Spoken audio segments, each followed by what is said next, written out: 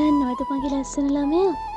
ප්‍රශ්නයක් වුණහම මග හරින බහුතරයක් මිනිස්සු ඇස්සෙත් ප්‍රශ්නයක් සවන් දීලා ඒක විසඳ ගන්න උදව්වක් වෙන විදිහේ පරාර්ථකාමී මිනිස්සුත් තාම ඉන්නවා.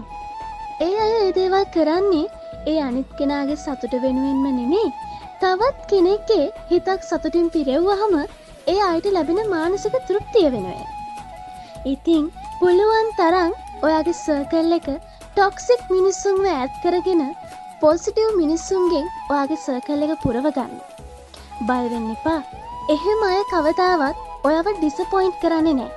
ඒ වගේම කොච්චර අසිරු මොහොතක වුණත් ඔයාව රිජෙක්ට් කරලා අතහැරලා දාන්නෙත් නැහැ.